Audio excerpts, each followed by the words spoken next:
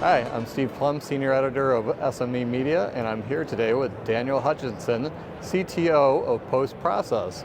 Hello. Hi, thank you, Steve. It's great to be here.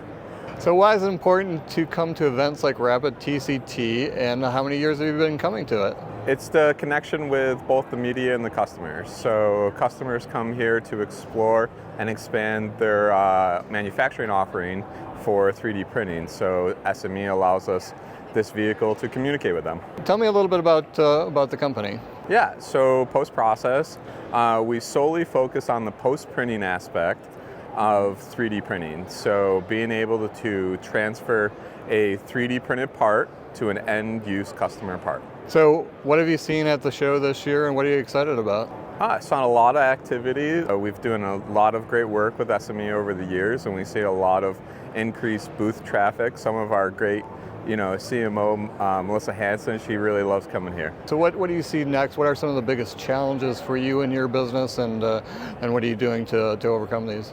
Growth.